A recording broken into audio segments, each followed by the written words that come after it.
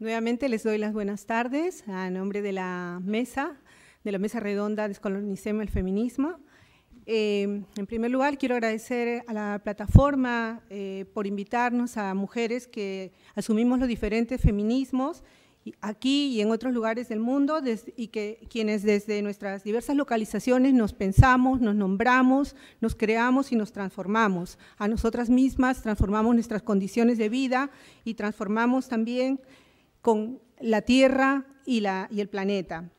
En esta mesa tenemos a Sana de Palestina, Hortensia de Mozambique, Brigitte de Cataluña y Florencia de Argentina. Y yo, que soy de origen peruano, mi nombre es Úrsula y me ha tocado tengo el honor de abrir y moderar esta mesa. Y para empezar, voy a hacer una introducción acerca del feminismo descolonial y compartir que estuve preparando una ponencia que la rehice varias veces porque no me sentía muy cómoda. No me sentía muy cómoda haciendo una reflexión teórica desde algo que atraviesa mi vida, atraviesa mis experiencias vitales. Y entonces, hace unas horas antes de venir, la he vuelto a hacer. Y se me vinieron a la mente muchas ideas desde dónde hablar y desde cómo, en qué momento de mi vida me sitúo desde el feminismo descolonial.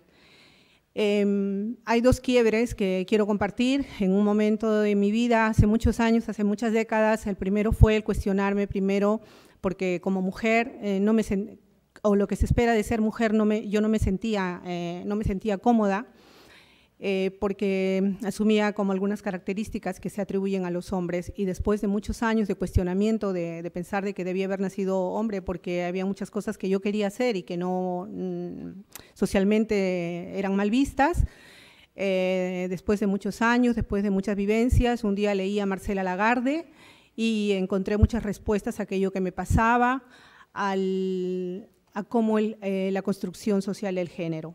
De eso ya hace muchísimo tiempo, hace muchas décadas, y luego con este último proceso migratorio, tengo dos procesos migratorios, he sentido un segundo quiebre cuando este quiebre sí que es un quiebre epistemológico, emocional, subjetivo, de todos los sentidos, y desde el cual sé que no puedo volver a ver las cosas desde otra manera que no sea desde una mirada, desde un proceso de descolonización, desde descolonización subjetiva, descolonización de todo aquello de lo que conforma mi experiencia vital. Y esta experiencia que comparto no es solo mía, sino de muchas mujeres que estamos en ese camino. Al comenzar a escribir esta ponencia, me vinieron también a la mente muchas mujeres que he conocido en mi vida. Recuerdo desde las empleadas domésticas con las que me crié en Perú, que eran de origen andino, la señora que nos lavaba la ropa, a mi propia madre, que era secretaria, a muchas mujeres en Perú, de los comedores populares, mujeres autoorganizadas que luchaban contra las diferentes opresiones. Las mujeres en la sierra, las mujeres campesinas, las mujeres que día a día sacan adelante sus familias. Pensaba también en todas aquellas mujeres jefas de hogar, muchísimas, y que es común en América Latina, y eso también me llevaba muchas veces a pensar si eso no tiene algo que ver con aquello que pasó, con las violaciones masivas que ocurrieron a las mujeres, y que no eran reconocidos los hijos. No sé si todo es el hecho de tanto bastardismo que hubo en América Latina tiene que ver con esa sensación de abandono que hay históricamente en muchas familias. Yo también dentro de todo este proceso, yo estudiante universitaria que pude acceder a la universidad, yo de clase popular, gracias a que mi madre me dio esas oportunidades, abuelas que han trabajado toda la vida desde niñas, a mujeres que vi en mi país mientras estudiaba la carrera en asentamientos humanos, luchando por el derecho a la vivienda, por derechos sociales, a mujeres combatientes del Sendero Luminoso que en la universidad tuve que ir, que fui a visitarlas a la cárcel, a mujeres filipinas en Japón que trabajaban en los karaokes, a mujeres tailandesas, peruanas, sudamericanas, que fueron a Japón en la década de los 90 como consecuencia de las políticas de ajuste estructural. A muchos cuerpos de mujeres racializadas, no blancas, a muchos cuerpos de mujeres a los que la clase, la raza nos atraviesa. A todas esas mujeres, y aquí, en este proceso migratorio, que tengo ya casi 13 años aquí, encontrarme con muchas mujeres de otras nacionalidades en el servicio doméstico, en hostelería, mujeres que están también trabajando en diferentes trabajos de economía sumergida, mujeres también que son explotadas sexualmente, a muchas mujeres que les atraviesa y les impacta diferentes opresiones. Cuando decidí escribir de otra manera, para compartirlo ahora, pensé, hay una frase en América Latina que se dice, se me salió el indio. Y se me salió el indio es una frase muy racista que quiere decir que se ha salido lo más primitivo y lo más salvaje que tiene uno. Y lo incómodo, la incomodidad que sentí esta mañana cuando estaba acabando de escribir, sabía que pasaba porque estaba escribiendo desde la teoría y no podía, y esto no pasa por la teoría, porque lo que quiero compartir atraviesa mi vida, y entonces digo, pues me ha salido la India, pero esa India que está allí, esa India silenciada, esa India sin voz, esas miles de indias, esas miles de voces de mujeres con las que he compartido, con las que comparto y con las que están luchando en muchos lugares, desde muchos frentes. Y me pregunto, ¿dónde están nuestras historias, nuestras voces? ¿Quién habla sobre nosotras? ¿Son audibles nuestras voces? ¿Desde los márgenes, desde la periferia, se puede escuchar? ¿O solo son ruidos, susurros tapados por el sonido del viento y por las voces altas? Donde el manto de la modernidad expropió y usurpó territorios, expropió cuerpos, tiñendo de sangre, poniendo la cruz donde antes habían huacas, quebrando con la espada y con la Biblia las espiritualidades, los modos de organización social y productiva, imponiendo las sexualidades, silenciando lenguas, negando la categoría de humano a hombres y mujeres, el mestizaje racial que se inició 5 siglos atrás y que lo llevamos escrito e inscrito en la piel. Un mestizaje que recuerda las violaciones de miles de mujeres, un mestizaje que nos recuerda al colonizador, que nosotras también somos parte de él. ¿Cómo y cuándo, en qué momento de la vida emerge la India que llevamos dentro? Aquella que se rebela, que no está dispuesta a que sigan hablando de ella y de sus hermanas, que dicen basta a seguir contando una historia oficial, lineal, universal. ¿Acaso no soy una mujer?, decía Sojourner Truth. Las indias contestan a Kant y Descartes, es que no solo tengo alma, tengo historia, tengo pasado, tengo diversas sexualidades, soy yo con el mundo, no soy cuerpo y mente, soy una con el cosmos, con la tierra. Su colonialismo racista, eurocéntrico, heteropatriarcal, cristianocéntrico, racista, capitalista, destruye a la madre tierra, destruye la vida, expropian, colonizan los cuerpos de las mujeres no blancas, de las mujeres atravesadas por distintos sistemas de opresión. Vosotras me decís que el patriarcado me oprime. ¿Habéis vivido mi experiencia? ¿Estás segura o es que me miras a través de tu propio espejo? La historia de colonialismos, de opresiones, ¿forma parte de vuestra teoría, de vuestra forma de entender la realidad de otras mujeres? Tengo que hacer una revelación. El colonialismo sigue existiendo, se transformó y se globalizó. Nos hemos puesto en resistencia contra muchas formas de violencia, las mujeres, contra las violaciones, las guerras, las maquilas, contra todas las formas de opresión. ¿Cómo se leen y cómo se escriben desde lugares de privilegio, desde el lugar de estar, de ser? ¿Qué narraciones se cuentan desde allí respecto a las otras mujeres? A las mujeres cuyos nuestros cuerpos racializados y colonizados no tienen voz. Ahora, con las políticas de ajuste, también hay muchas mujeres de aquí que se van, pero no se utiliza el término emigrar, se utiliza el término exilio. Se exilian y muchas se van a América Latina y se van con privilegios y se enfadan cuando nuestras compañeras allí reclaman porque tienen privilegios. ¿Y por qué tienen privilegios? Porque son sociedades racistas, son estados que se construyeron con en la que se excluyó a los indígenas y a la población negra. Por eso son estados que mientras más blancos, mejor, y por eso hay unos privilegios. Y ese es el cuestionamiento. No, los cuerpos blancos nunca vivirán la experiencia de estar en los CIES, no vivirán las experiencias de explotación, de no tener derechos como las mujeres en el servicio doméstico. Y sus voces en América Latina o donde estén no será usurpada, no será expropiada por otras mujeres.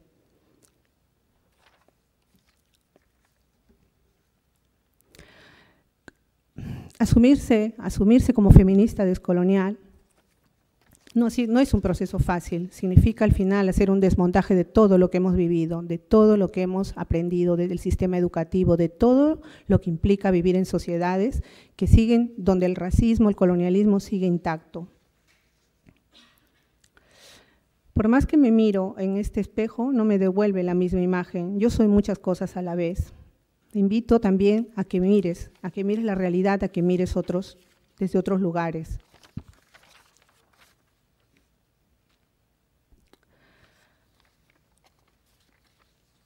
La historia de Europa, la ilustración, las olas del feminismo, la Revolución Francesa, Olimpia de Gauche, de todo ello habla el feminismo. Pero ¿sabéis quiénes son Micaela Bastidas, Juana Zurduy, Bartolina Sisa, Gregoria Pasa y muchas otras mujeres anónimas que lucharon contra el colonialismo español?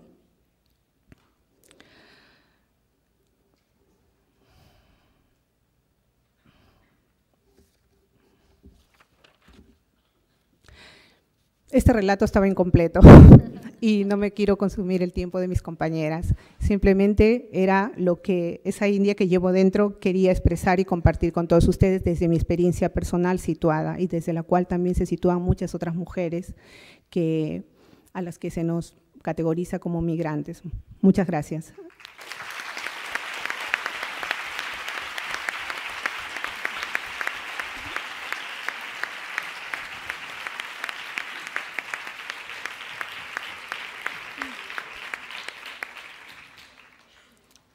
Bueno, ahora vamos a dar inicio a la mesa y voy a presentar a Brigitte Vasallo.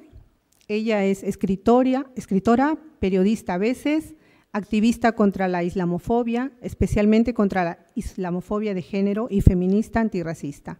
Brigitte, tienes 15 minutos. Mira, me voy a sacar el reloj y todo para calcularlos bien. Tú tienes los papeles ahí preparados. Bueno, muchas gracias a todas y gracias por haberme invitado a estar en esta mesa. Es una gran responsabilidad estar aquí.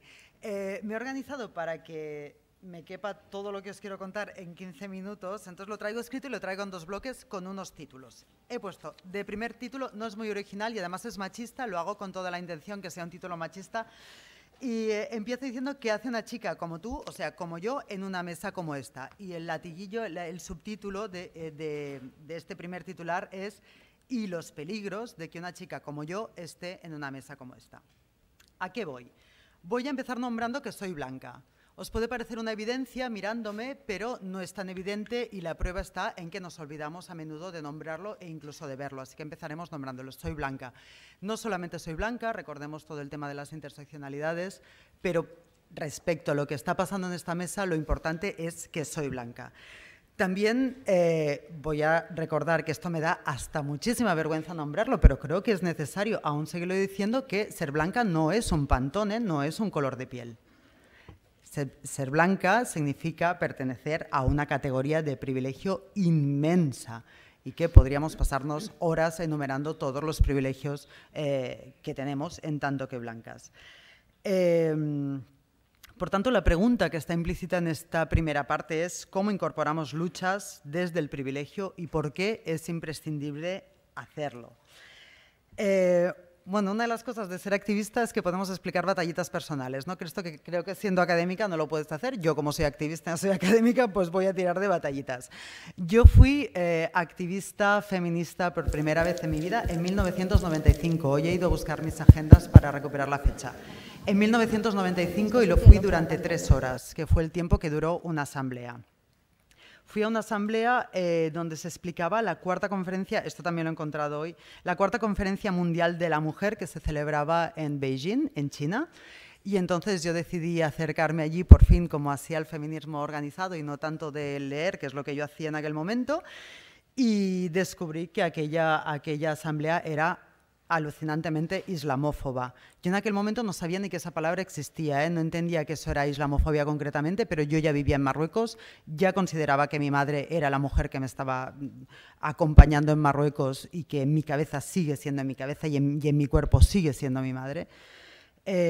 Y todo aquello a mí me chirriaba, así que salí por patas, duré 3 horas y dejé el activismo feminista durante 15 años. Imaginaos si aquello me llegó a impactar y me dediqué al activismo contra la islamofobia. 15 años más tarde volví y encontré mi lugar en los activismos feministas porque descubrí que había otras formas de hacer feminismos que no eran en absoluto insultantes. A mí la islamofobia me insulta personalmente. Y que incluso pueden ser blancos y estar hechos de otras maneras, así que ahí he encontrado mi lugar. Pero si os lo vengo a contar es porque he encontrado que es interesante acercarme al feminismo de nuevo, porque la experiencia de opresión que he aprendido a través de los feminismos me ha ayudado también a resituarme en mi trabajo contra la islamofobia y en mi experiencia contra la islamofobia. ¿Por qué? Porque la experiencia de la opresión es muy útil para visibilizar el propio privilegio, que es una cosa totalmente invisibilizada y que no hay manera de verlo por ningún lado.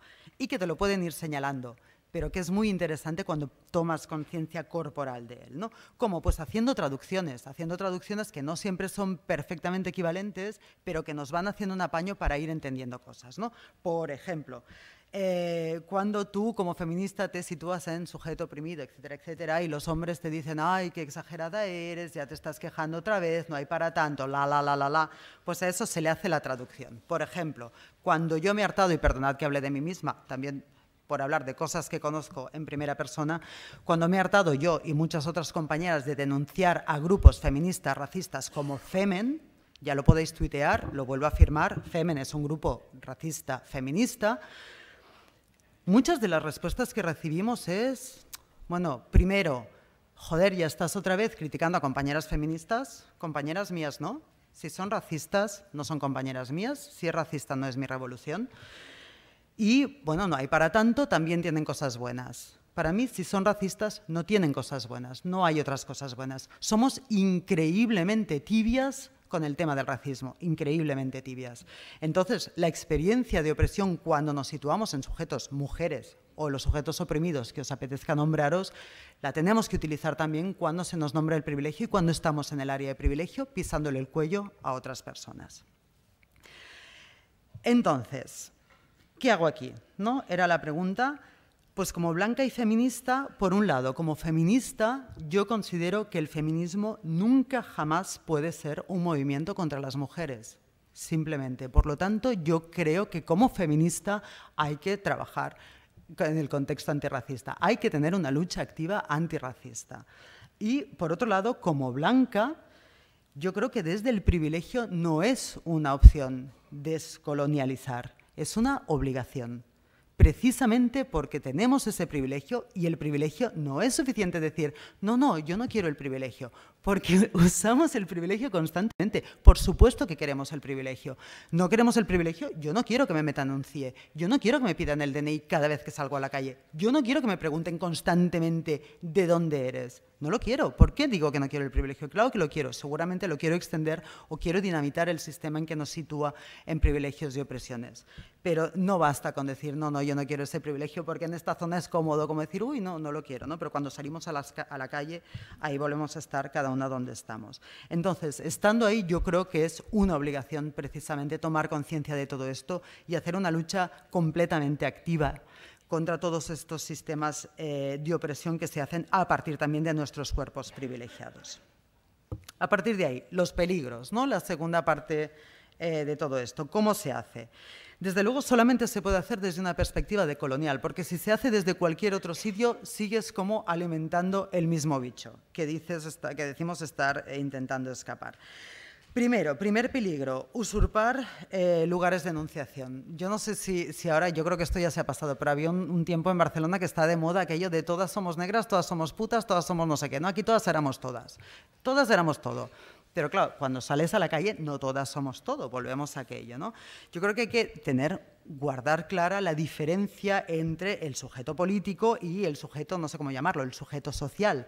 Es decir, que políticamente todas podemos ser muchas cosas y necesitamos ser muchas cosas para podernos articular, pero si no nos articulamos teniendo muy claro cómo somos leídas cuando salimos a la calle, lo que hacemos es desactivar las luchas.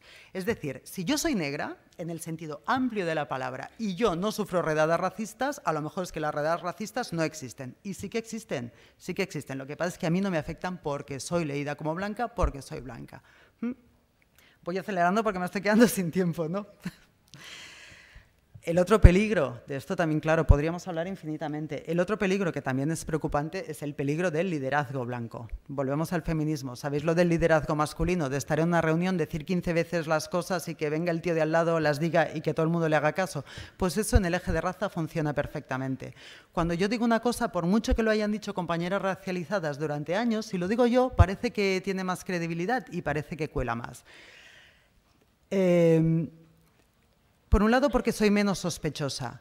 Soy menos sospechosa porque se supone que no me juego nada, lo cual es totalmente mentira. Pero además soy menos sospechosa porque soy blanca. Ahí hay privilegio blanco también. Y con eso tenemos que jugar.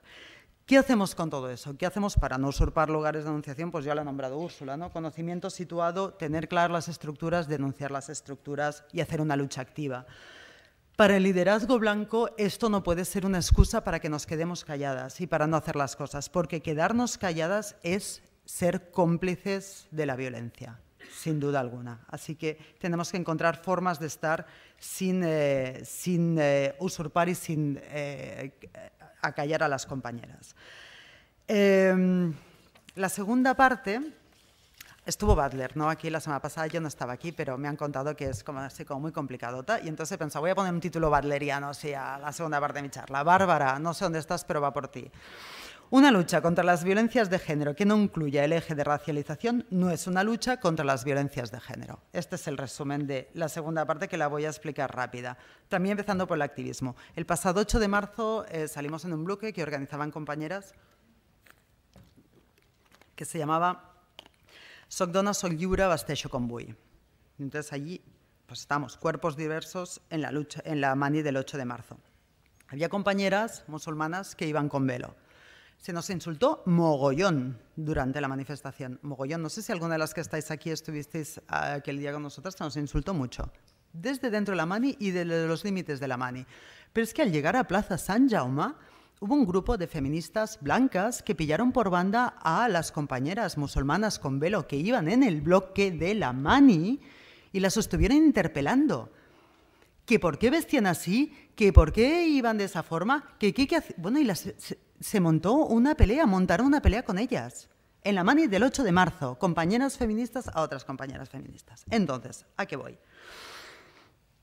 Voy a que si la violencia de género, si entendemos como violencia de género, violencia hacia las mujeres en tanto que mujeres a partir de posiciones de poder apoyadas en estructuras y construcciones sociales, ¿no? Podemos pactar una cosa así, ¿no? Que la violencia de género es un poco así.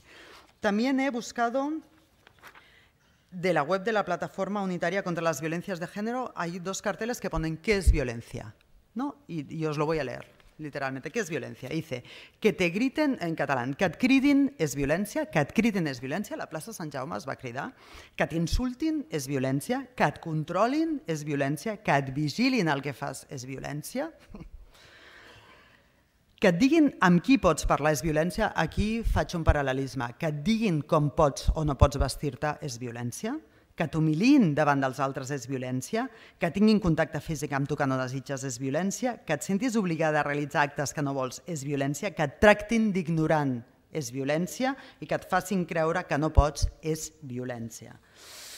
Per tant, com a conclusió i a partir de l'experiència del 8 de març i de tantes altres que estem tenint amb les companyes musulmanes, La violencia contra las mujeres que ejercemos como blancas y como feministas blancas, aprovechando privilegios hegemónicos respecto a mujeres subalternizadas y minorizadas, también es violencia de género. Y muchas gracias.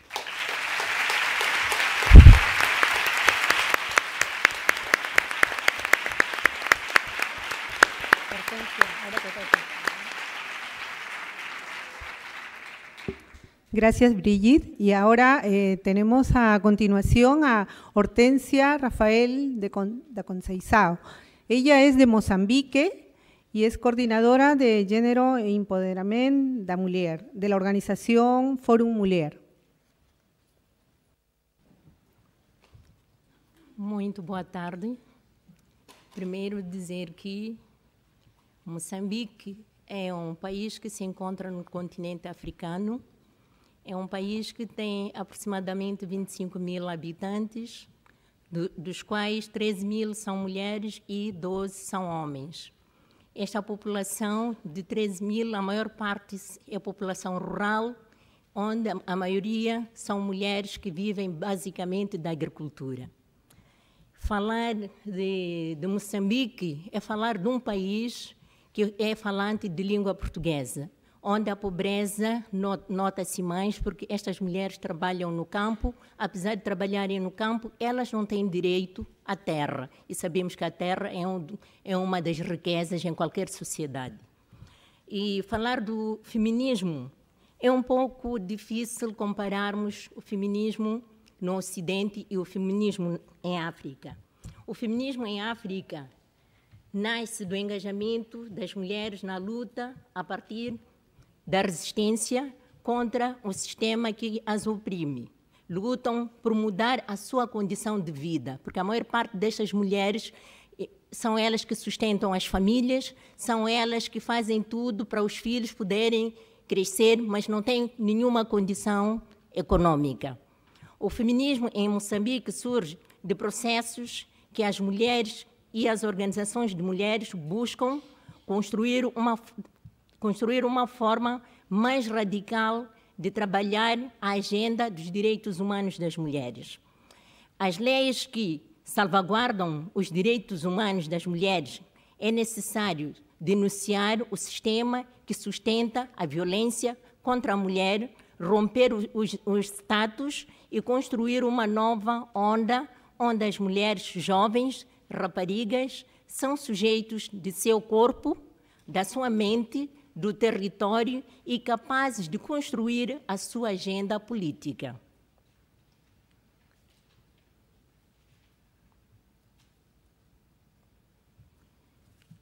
Então, talvez dizer o seguinte: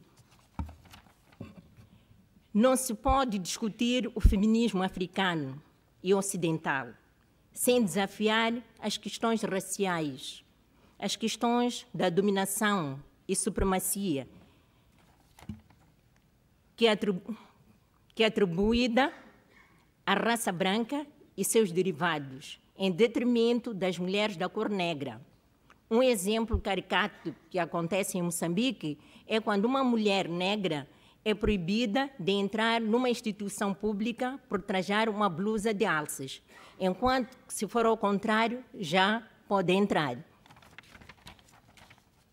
Também falar de feminismo em Moçambique é reconhecer que somos uma diversidade em raça, classes, orientação religiosa, heterossexual e lésbicas, escolaridade e não escolarizadas, do campo e da cidade, da urbe e da periferia. Somos jovens, adultas e idosas. Somos gordas e magras. Estamos em organizações, estamos em associações, estamos em grupos anônimos, estamos no chapa, estamos no avião.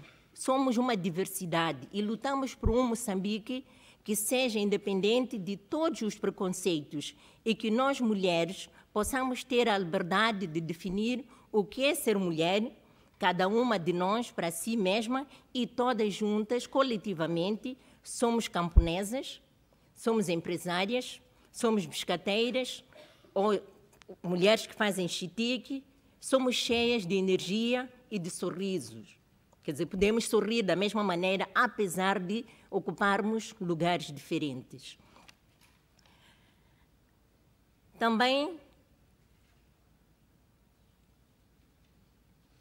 Também queria dizer o seguinte, apesar das leis que já existem em Moçambique, porque temos a lei da família, temos a lei do 29 de 2009, que foram aprovadas para a defesa dos direitos humanos das mulheres, mesmo assim, nós continuamos a sofrer violência.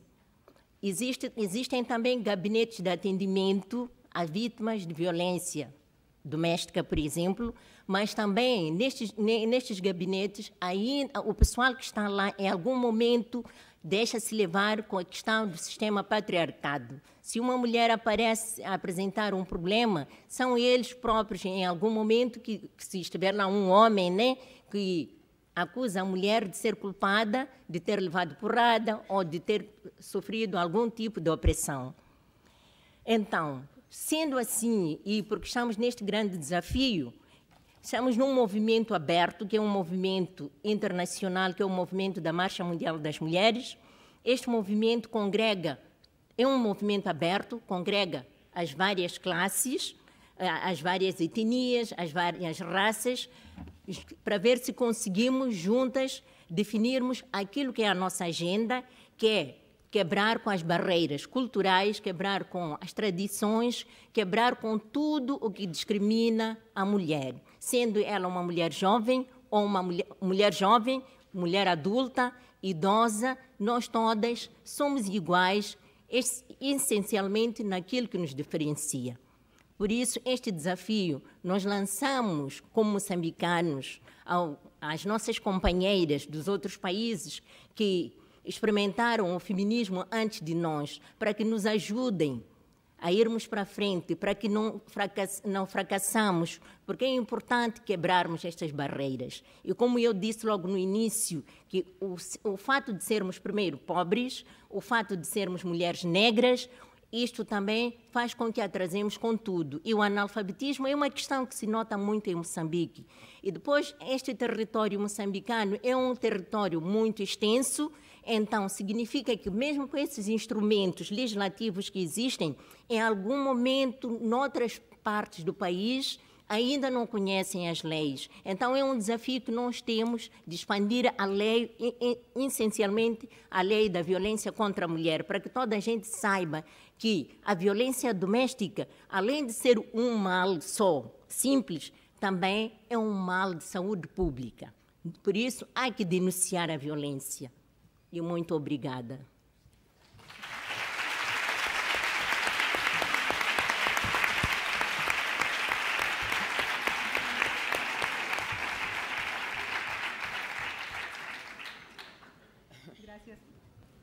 Gracias, Hortensia. Y ahora tenemos a Florencia Brizuela González. Ella es feminista, estudia los feminismos contrahegemónicos, hace un doctorado y hace teatro de las oprimidas. Forma parte de la Casa Iberoamericana de la Mujer y de la Adhesiva, Espai de Trobada y Acción.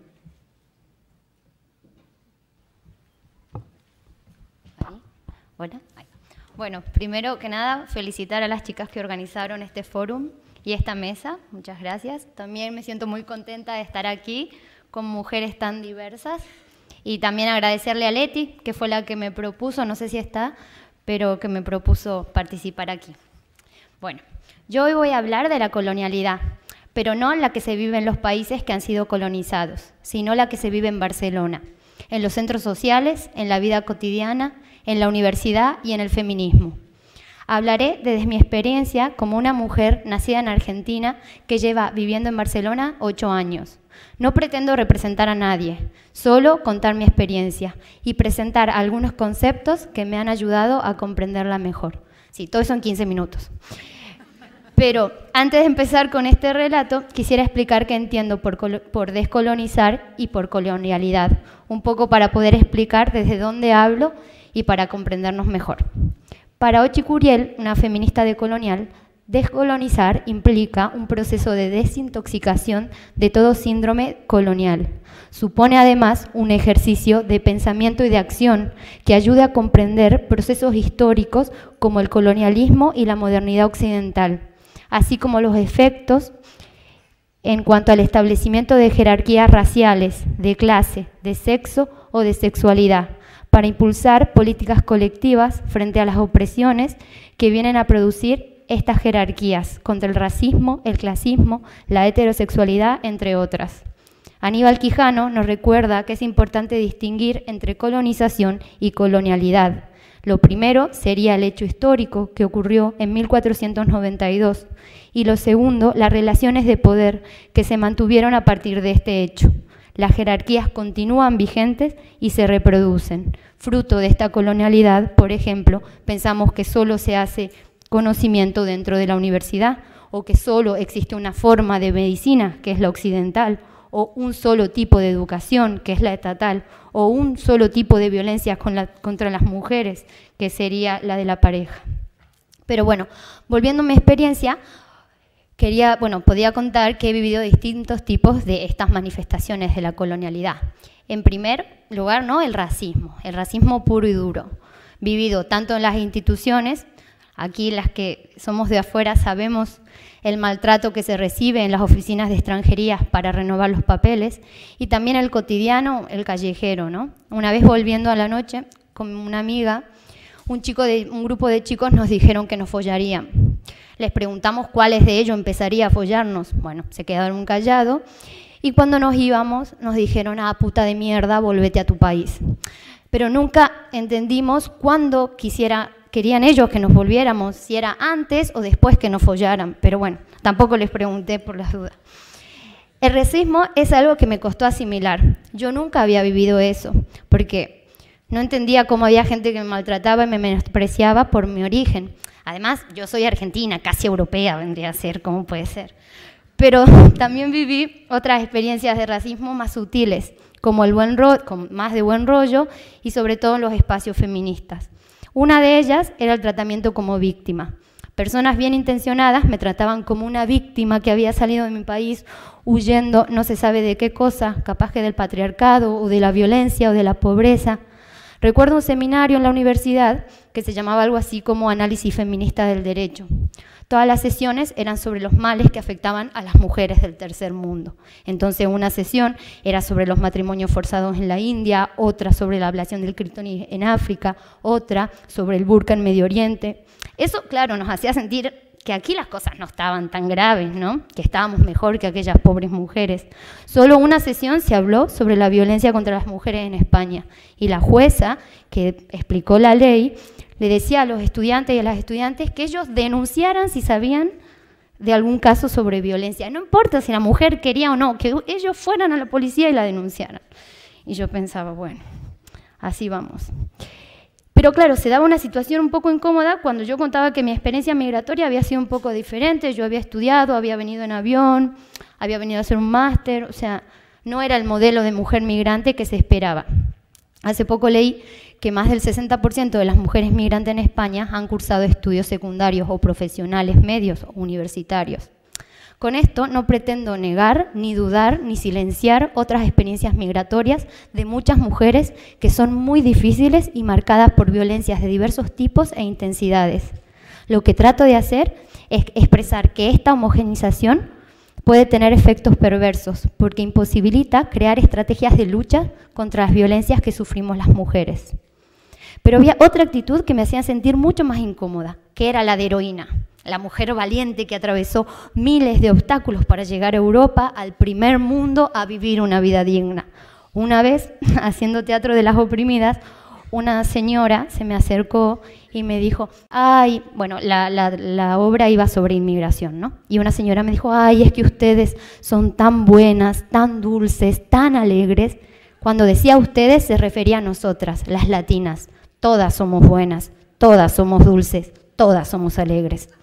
Ambos tratamientos, como víctima o heroína, me hacían sentir incómoda y no me representaba, no me sentía identificada con esta categoría de mujer migrante que me habían colocado sin poder entender muy bien por qué. Yo no quería ser víctima, tampoco heroína. Con estas dudas en mi cabeza apareció Chandra Mohanty, una feminista postcolonial nacida en la India. Con su maravilloso texto, Bajo los ojos de Occidente, me ayudó a comprender muchas cosas, sobre todo esta incomodidad que hasta ese momento no tenía nombre. En su texto, donde critica la producción académica de algunas feministas occidentales, explica que estas categorías, bueno, ella hablaba de mujer del tercer mundo, yo aquí hablo de mujer migrante, no solo no logran representar la heterogeneidad de las mujeres, sino que son colonizadoras. Es decir, al homogeneizarnos, no se tiene en cuenta lo variadas que podemos ser y la diversidad de ejes que se entrecruzan en nuestras vidas. Las opresiones no solo están por el patriarcado o por nuestro origen, sino que intervienen una multiplicidad de factores que se interrelacionan y nos colocan en posiciones diversas. En este sentido, Kimberly Crenshaw, una feminista afroamericana, con su palabra interseccionalidad, que está muy de moda, así que paso a explicarlo, puede ayudarnos a comprender bastante esto, ¿no? María Lugones, también una feminista argentina, habla que la interseccionalidad revela lo que no se ve cuando categorías como género y raza se conceptualizan como separadas una de otra.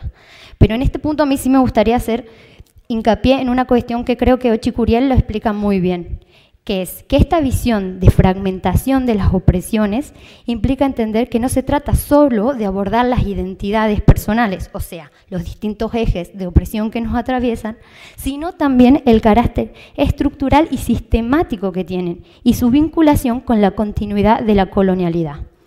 También me parece importante aclarar que ya existía una importante tradición de mujeres afroamericanas que habían denunciado esta situación.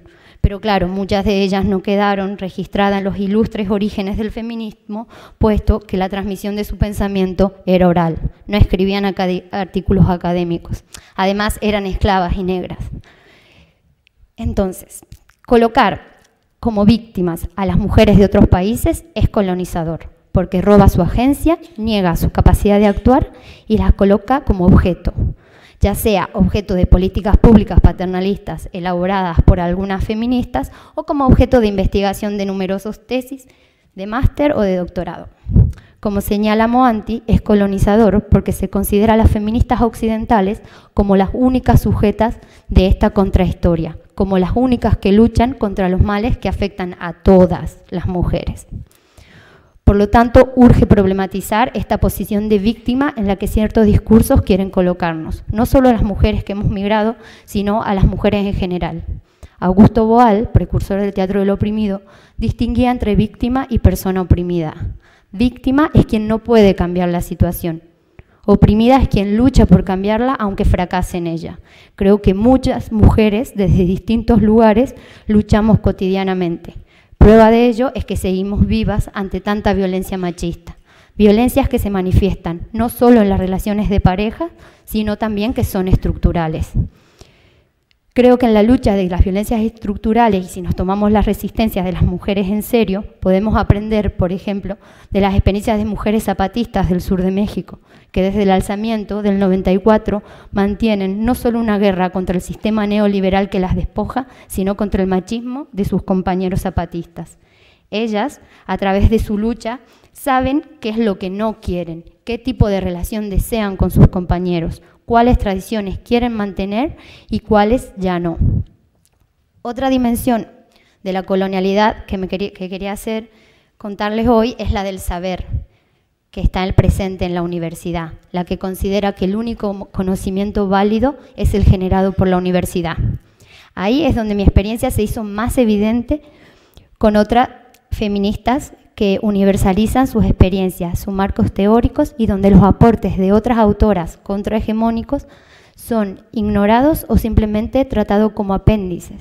Hace poco fui a Túnez a un encuentro de mujeres del Mediterráneo donde se hablaba sobre la violencia contra las mujeres. Era impresionante ver, entre otras cosas, cómo se continúa exportando soluciones y modelos teóricas de autoras europeas norteamericanas a contextos totalmente diferentes. ¿Se pueden aplicar las teorías de Butler para estudiar la heteronormatividad en Marruecos? No lo sé, pero creo que es fundamental que nos hagamos esa pregunta.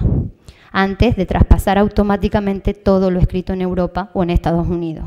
No solo porque no se sabe si va a funcionar en otros contextos, sino sobre todo porque sería interesante pensar qué se ha trabajado allí sobre el tema y cuáles son las luchas de los movimientos sociales. Igualmente se excluyen otros tipos de transmisión de saberes que no entran en este canon, sobre todo la oralidad, que ha sido una herramienta muy importante de lucha y de transmisión de conocimiento entre las mujeres. Angela Davis hace un estupendo trabajo al analizar cómo las mujeres afroamericanas utilizan el blues como un espacio de encuentro, de denuncia y una forma de transmitir sus ideas. O las mujeres indígenas en Latinoamérica, cómo mantienen viva la tradición oral de transmisión de sus saberes e historia de resistencia. Pero la universidad ignora eso.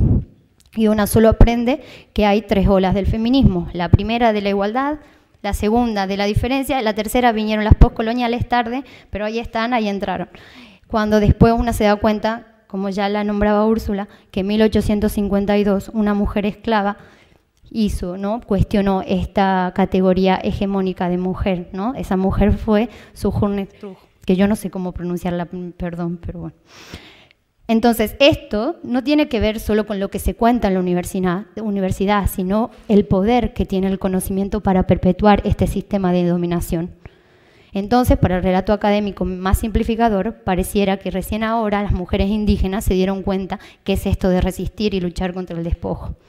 Pero bueno, ante este panorama, ¿qué podemos hacer nosotras desde aquí y ahora para comenzar a descolonizarnos, para desintoxicarnos de tanto síndrome colonial?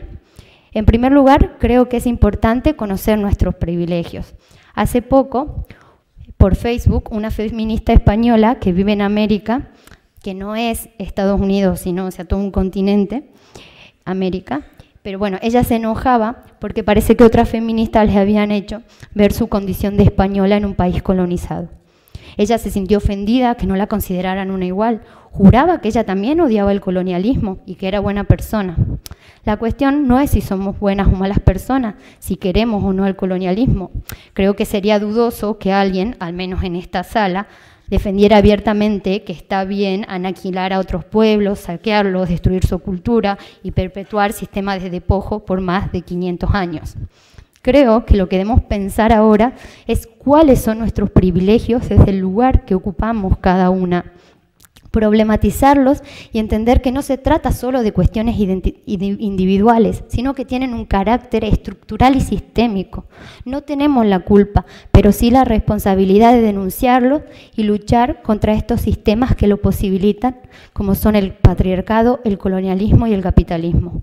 Porque, como dice Francesca Gargallo, allí donde hay un privilegio hay una falta de derechos. Entonces, ¿cómo unirnos en nuestra diversidad? María Galindo, feminista boliviana de Mujeres Creando, habla de las alianzas insólitas, esas que no se esperan, esas que no son correctas. Su graffiti, India, putas, lesbianas, juntas, revueltas y hermanadas, creo que lo deja bastante claro. Su abordaje contra la violencia hacia las mujeres es integral, no las obligan a realizar denuncias, sino que las acompañan en el proceso, las ayudan, les preguntan qué es lo que necesitan, que tal vez solo sea recuperar su ropa, porque como sabemos muchas salimos huyendo de las casas de nuestros agresores.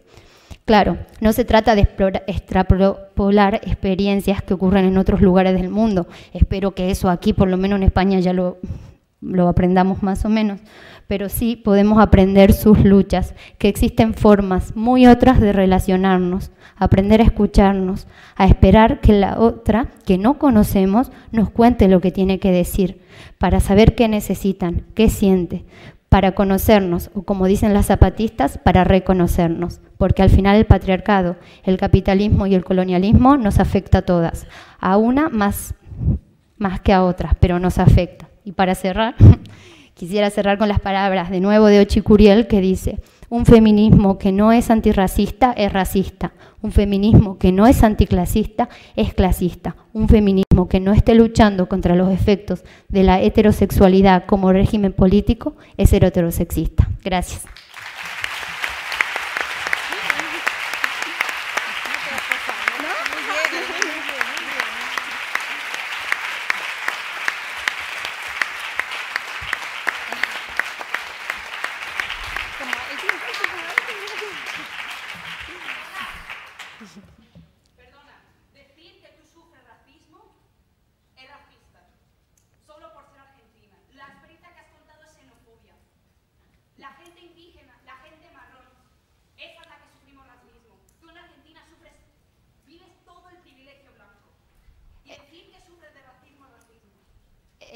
¿Querés que te contesto o lo contemos Perdona, después? que aún nos queda una intervención. Pero sí me gustaría contestarte, si no, no te enfades. Que no me enfade. Claro, pero te puedo contestar. ¿En serio estáis viendo la mesa? Yo no necesito que una persona blanca me explique el privilegio blanco. Necesito que una persona de color, que solo por respirar ya hace más activismo, que estudió una carrera y estudiar feminismo, estudiar academia. Necesito que en esa mesa haya gente de color. No solo 2 o 3 euros. ¿De color? Pero, ¿De color? ya, pero yo también te podría contar yo no sé por qué das por supuesto que en Argentina yo puedo recibir, o sea, podemos tratar de hablar y de generar un debate, ¿no? Bueno. Lo retomamos después. Sí. Es interesante la cuestión. Vamos a terminar las intervenciones y ahora tenemos a Sana Atabe. Ella es palestina, activista, lleva más de 30 años activa en el mundo de la salud y en los movimientos de mujeres. Y está centrada, y desde allí trabaja y está centrado todo su trabajo en las mujeres y en las violencias que viven. Sana.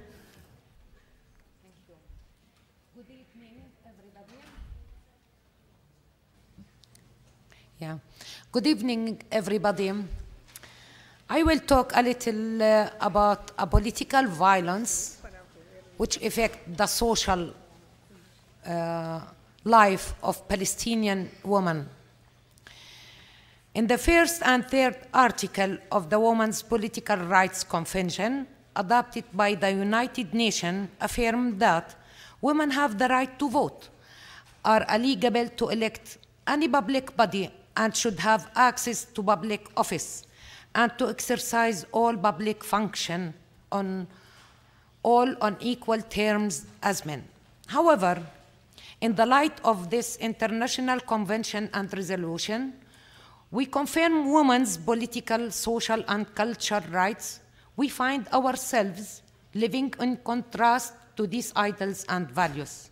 And we find that the lives of Palestinian women are shaped by a different reality that doesn't take in consideration these rights. Without doubt, Palestinian women are exposed to political violence due to the confiscation of their freedom and their right to express their views and their inability to exercise of all political rights and enshrined in all international charters. Palestinian women experience this violation by the domestic power structure and the Israeli occupation. To begin with, I will address the influence of the Israeli occupation on Palestinian women in the West Bank and Gaza Strip. Palestinian women in Gaza Strip and West Bank and all occupied territories experience the worst kind of human rights violation and degrading treatment. Palestinian women are attacked by the Israeli forces through the air strike and ground troops. And despite the end of the Israeli war on Gaza Strip, its direct and indirect effects are still ongoing to this day, including the economical, social, psychological trauma and deprivation, which contributed to the deterioration of the livelihood of many Palestinian women and families. Women now sense a lack of security, stability, and peace, which has created a state of anxiety, tension, and fear. Lack of experienced by Palestinian families. Dozens of local and international studies point to the right rates of anxiety, depression, fear, and frustration among family members in Palestine, which negatively influence their ability to become active and productive member in the society. While women try to ignore the reality of political situation in order to protect their children and families, it's difficult to overcome the political violence in terms of the lack of security, safety, and protection. This turned the daily life of Palestinian women into living hell and goes unnoticed by international human rights organizations. which most often prioritize the number of murdered women, casualties, and displaced women, when meanwhile they ignore the physical and psychological situation of women as a result of lack of safety. The civilian woman living under Israeli bombardment must be questioned in order to achieve the freedoms and international protection for them and the investigation of international resolution. The most important is Resolution 1325, which addresses women and peace and security, and was adopted by the Security Council in 2000, which calls, among other things, to adopt a gender-sensitive negotiation and application of the peace agreements. In West Bank, Palestinian women experience violation from Israeli forces, such as humiliating inspection on checking points that violate women's privacy and peace, arrest and detention, direct physical and psychological trauma, violation of the right of life and personal safety, and travel bans to prevention of obtaining permit due to the political affiliation or for other reasons.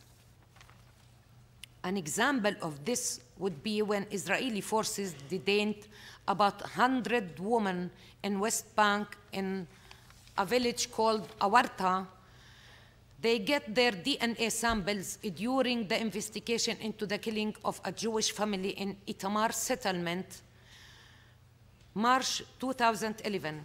Israeli soldiers violated the rights of dozens of women and broke into their homes by force, and at the gunpoint and herded women in armed trucks and detention centers without providing them with arrest warrants or lawyers.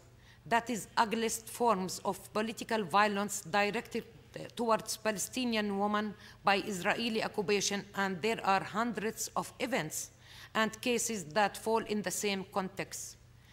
And before 2 months, maybe you heard about burning a family in Doma near Nablus. And of course, they didn't arrest who did the burn there. The Israeli occupation directed against the defenseless population in Gaza Strip reached an saga that has ongoing years, and the denial of Palestinian women of their resources and their ability to actively participate in conferences and work and study are all considered a violation of all international conventions and human rights, the most basic humanitarian standards.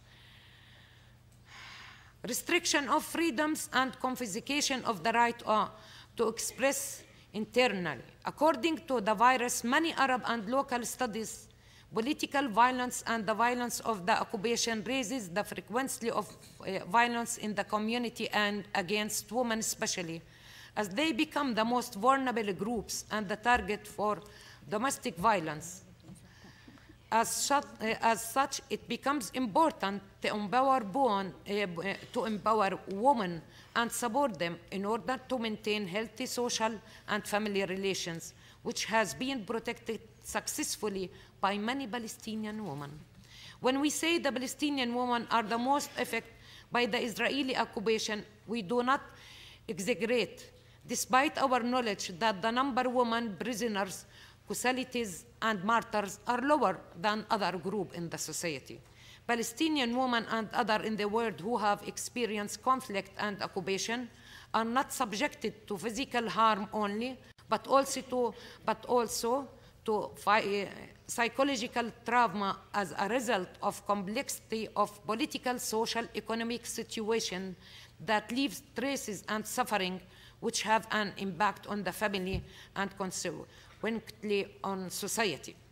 To advance the status of Palestinian women and to achieve that justice and the economic, social, and political rights women deserve as a human being, we need to bridge a deep gap in the Palestinian society which claims that justice can be achieved in fragmented. Being free as a woman does not only mean freedom from the occupation, but also from all forms of discrimination and injustice women experience, such as lack of safety under the occupation, the helplessness and weakness, but also from the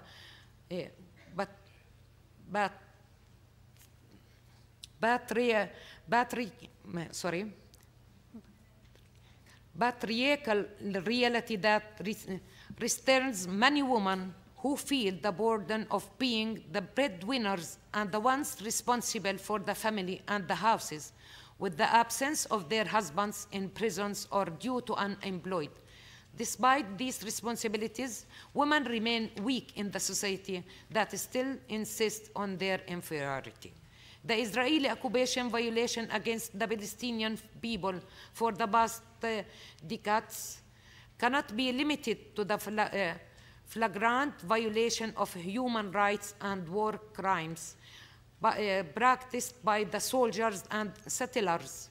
Political violence practiced by the occupation authority aimed at the destroying and breaking the community apart. Forms of violence include massacres, detention of women, and prevention of their families from visiting them, a direct killing, collective punishments, the systematic destruction of houses, uprooting trees, burning families and their houses, and cutting of communications routes, difficult access to work or to study or health services, the birth of women at the checkpoints, and the death of sick wounded as well. The occupation results in fear, depression, submissiveness, nervousness, social confusion, fragmentation, and mistrust. When Palestinian women lose their children due to the occupation, they take the blame for being bad mothers who allowed their children to participate in the clashes. As a result, the occupation is freed from responsibility, which creates a situation where a victim becomes guilty. The economic and security policies of occupation, including the settlement, have impeded development in the occupied Palestinian territories. This is a major obstacle to the involvement of women in development, which is a necessary condition for economic and social independence. According to reports of World Bank and European Union, the occupation is the major obstacle to the participation of women in development and in economic and in social independence of women.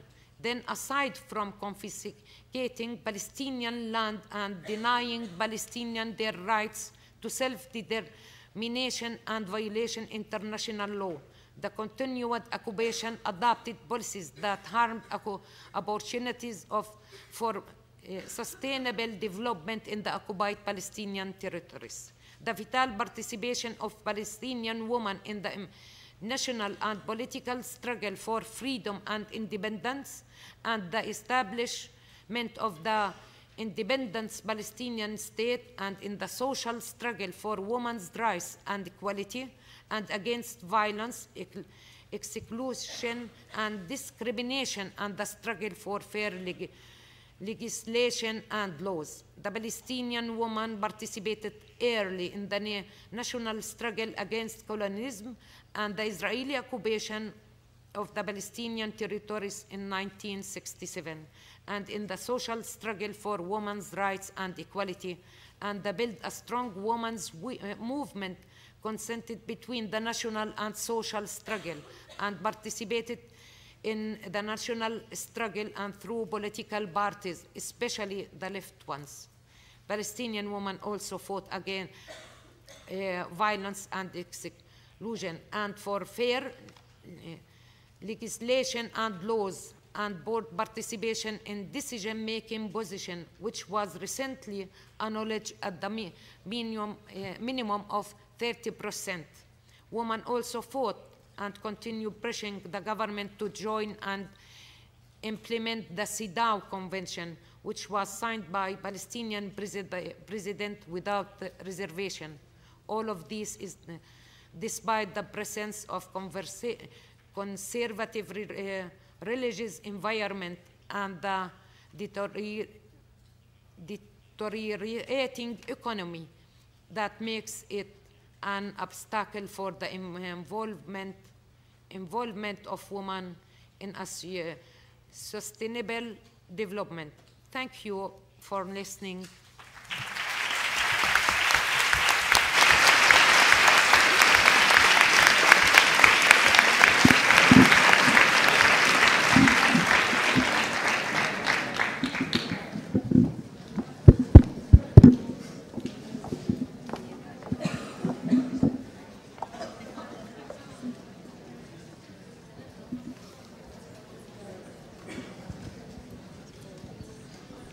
Bien, antes de dar paso a la ronda de preguntas, haré una breve reseña de las diferentes intervenciones.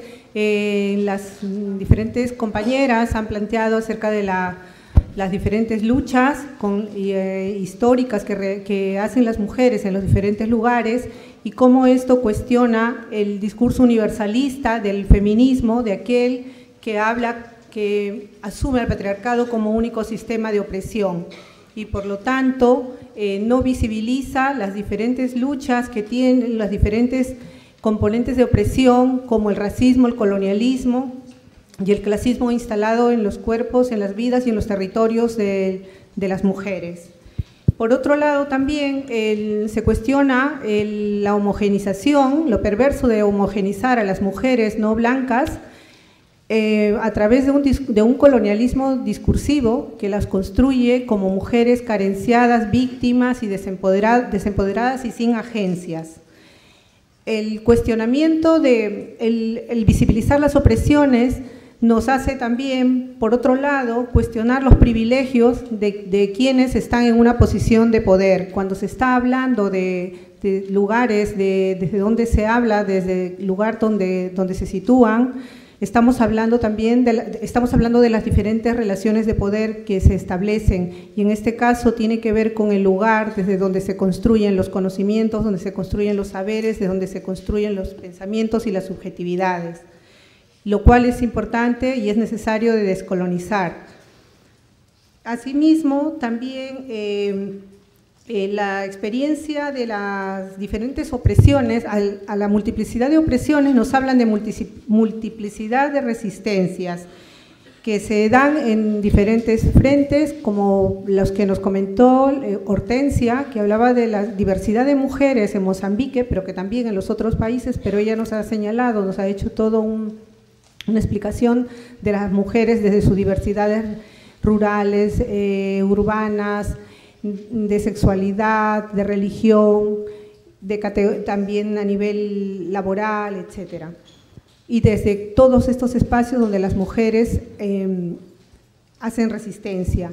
La necesidad de no usurpar las voces de otras mujeres y más bien el hecho de articular alianzas,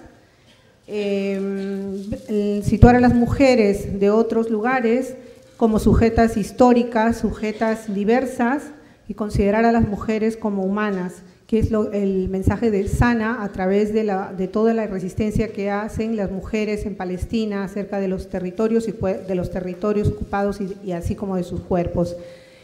La conclusión común a todas es cómo podemos articular desde nuestras diversas experiencias y mirar que hay un sistema global, colonial, que atraviesa por nuestras experiencias de vida de diferente manera, pero que a todas las personas en diferentes intensidades y de diferentes formas nos impactan. Y cómo podemos, sin ocupar los lugares de otros, llegar a desarrollar estrategias conjuntas para poder hacer frente a todos estos sistemas que nos oprimen. Luego de hacer esta reseña, les comento que las personas que harán las preguntas, por favor, repetirlas 2 veces porque hay una traducción que se hará en inglés y en portugués para Hortensia y Sana. Entonces ahora abrimos el turno de preguntas. ¿Cuánto tiempo tenemos, Úrsula? Tenemos media hora. Okay.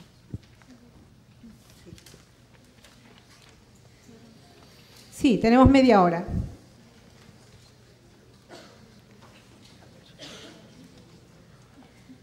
No levanten la mano todas y todos al tiempo.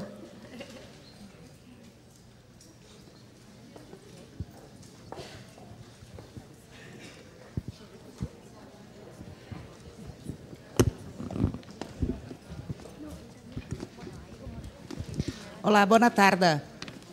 M'agradaria fer una pergunta para a companhia moçambicana. Farei em português, porque eu também falo português.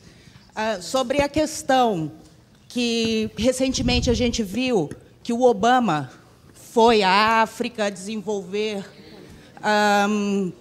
políticas em prol das mulheres.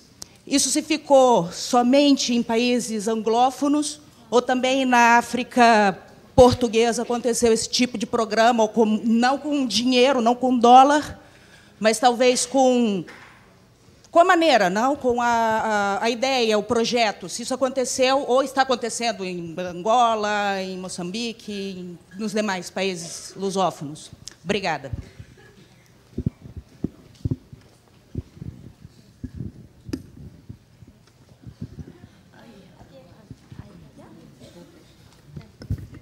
Hola, buenas tardes. En primer lugar, quería dar las gracias a todas vosotras. Brigitte me ha emocionado, Florencia, tú también me has emocionado, etcétera, etcétera. Y además, bueno, rescatando el momento que hemos vivido, yo creo que no hay nada más violento, y lo he apuntado, que desautorizar la experiencia personal de la opresión que cada una de nosotras vivimos. En ese sentido, sí que quiero...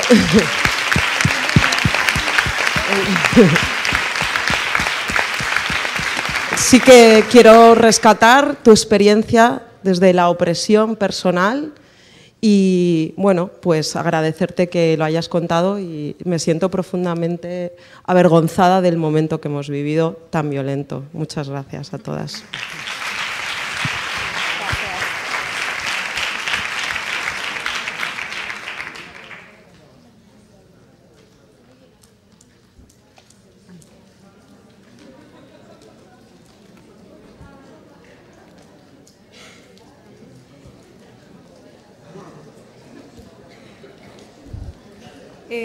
Recordar a las personas que quieren intervenir que por favor hagan la pregunta 2 veces porque hay un servicio de traducción.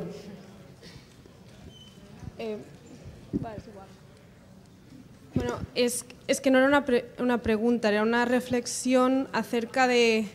A ver, yo obviamente soy mujer blanca, pero creo que uno de los errores que también cometemos muchas veces es considerar que en Europa no hay etnias. Y digo esto porque hace un par de semanas una feminista que es Laura Freixas escribía un artículo en El País en el que decía que las mujeres independentistas que estaban a favor de la independencia de Cataluña se habían dejado seducir por la independencia con los mismos argumentos que las mujeres nos dejamos seducir por el amor romántico.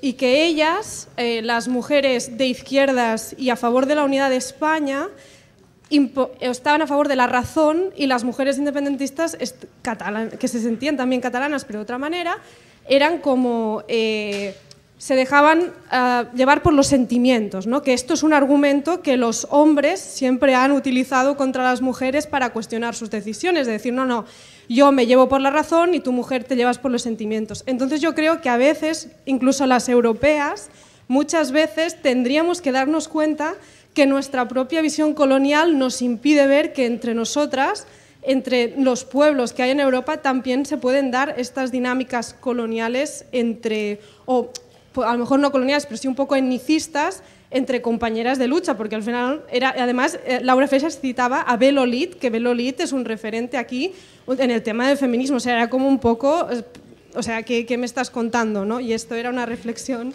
de Blanca Superpower.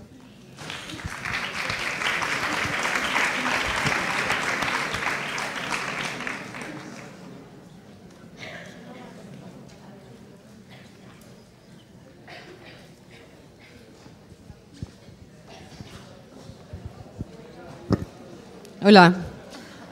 Me gustaría hacer una pregunta para las compañeras de Latinoamérica. Yo soy brasileña. En este exacto momento estamos viviendo como casi una revolución feminista ahí. Estamos haciendo muchas manifestaciones contra uno de los políticos más corruptos de la historia del país, y son las mujeres que están en este liderazgo en Brasil.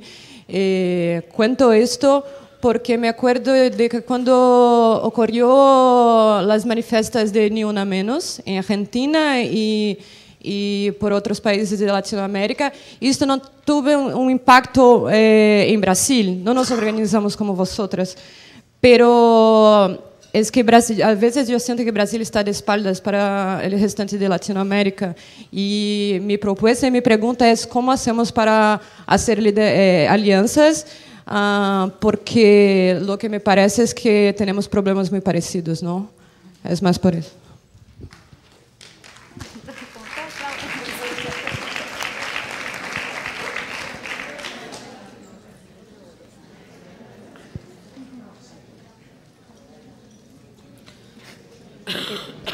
¿Podrías hacer la pregunta breve para que la pueda traducir a las compañeras?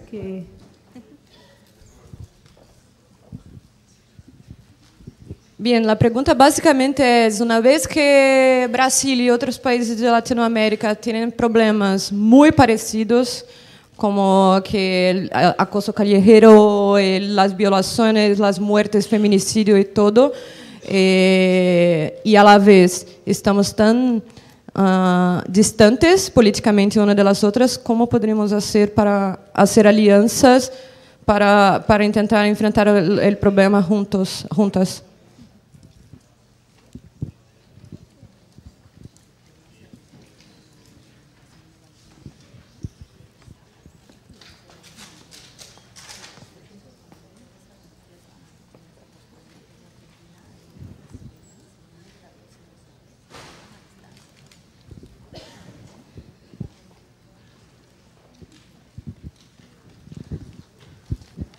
Buenas tardes. A mí me gustaría preguntar, tenemos aquí una representación de mujeres de diferentes países, y me gustaría saber qué papel juega el hombre en la búsqueda de la igualdad en cada uno de estos países. Bueno, me gustaría saber qué papel juega el hombre en los diferentes países en la lucha por la igualdad.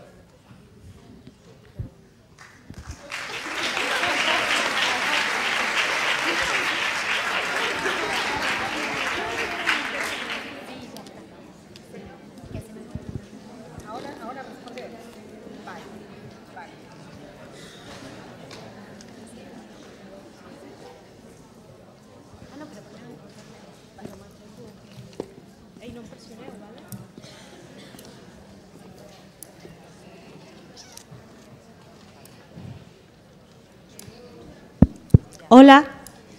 Bueno, me ha gustado mucho la intervención de Hortensia. Hola, aquí. Soy pequeñita. Me ha gustado mucho la intervención de Hortensia, me ha llamado mucho la atención. Y es algo que quiero decir con cariño. Me ha llamado mucho la atención también los duelos identitarios que he vivido, que he visto, aparte de la explosión y otras cosas, he visto que hay como un duelo identitario que nos divide muchísimo como feministas.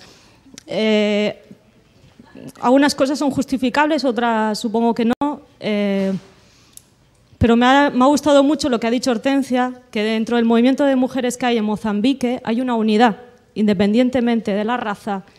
Uy, que me pongo nerviosa.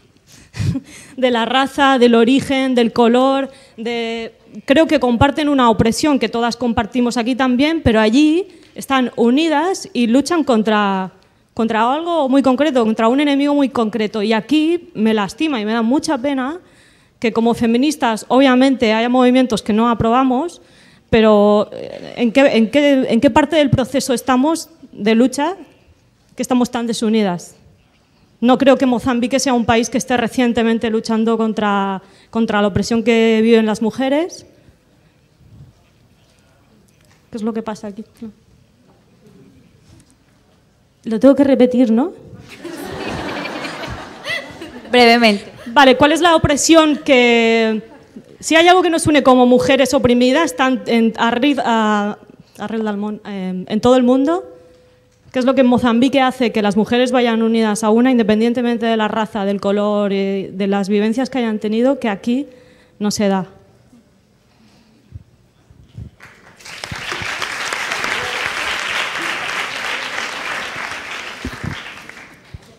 Ahora vamos, en esta primera parte las compañeras van a responder las preguntas y después abrimos otro turno de intervenciones.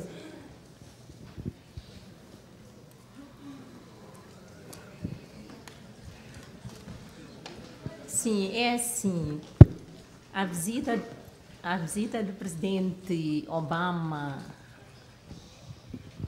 aos países de língua portuguesa é uma visita recente. Não restam dúvidas que, naquilo que é o plano do trabalho dele, ele foi fazer um trabalho no sentido de fortalecer aquilo que são os desafios para o empoderamento da mulher nos países de língua portuguesa. Mas, em termos de resultados desta visita, eu julgo que é muito prematuro para nós dizermos que alguma coisa mudou. Na nossa linguagem ou na nossa fala, estamos a falar de grandes desafios que Moçambique está enfrentando naquilo que diz respeito aos direitos humanos das mulheres. Infelizmente, eu controlei mal o tempo quando estive a falar.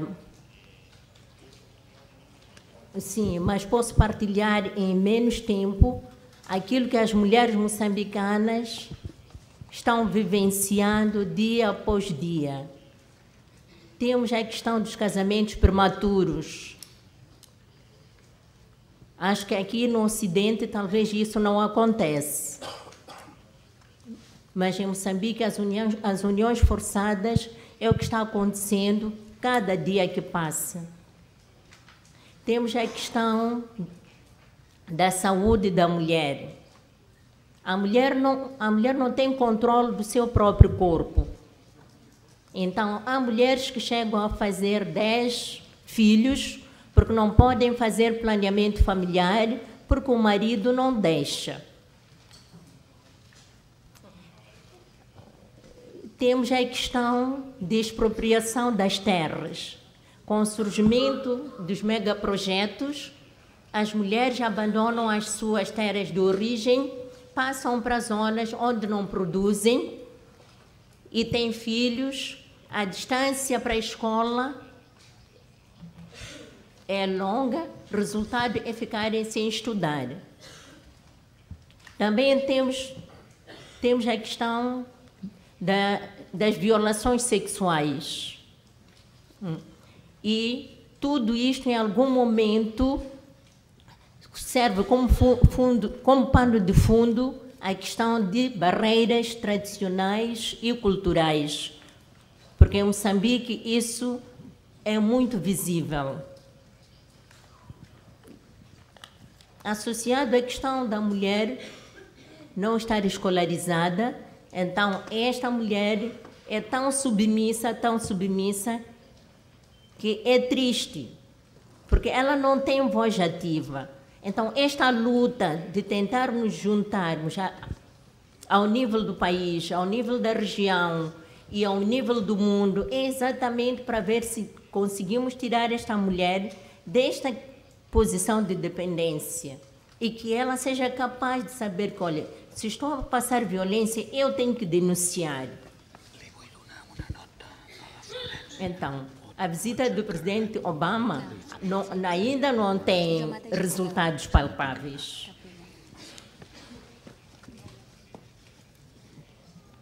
Agora, quanto à questão do papel do homem na luta pelos direitos, aliás, pela igualdade de gênero. Eu acho que o desafio que Moçambique tem, temos em todos os países, né? Isto aqui passa por uma mudança de mentalidade. Esta lei que nós temos, a Lei 29/2009, no seu artigo 32, diz que todas as penalizações que vêm na lei são válidas também para o homem. Porque a lei, quer dizer, não vem para punir, a lei é para educar, para as pessoas despertarem, saberem que não podem fazer o mal ao próximo. Então, ainda estamos nesse exercício de sensibilizar o homem para deixar de violentar a mulher.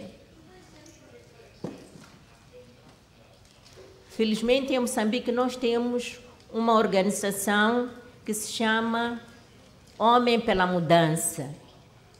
Então, estes homens trabalham no sentido de mudar a mentalidade do homem e da própria mulher, porque em algum momento a própria mulher também sente-se incapaz. Obrigada.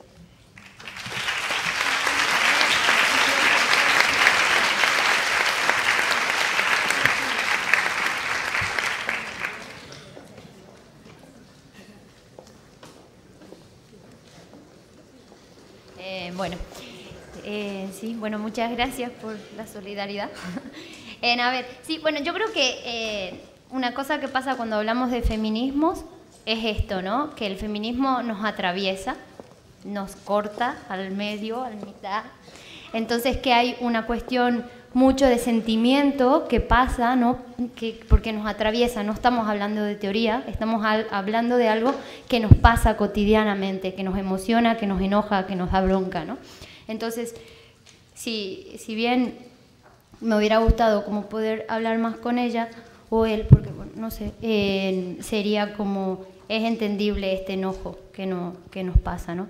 Yo creo que intenté hablar desde mi experiencia, y que yo no intento representar a nadie.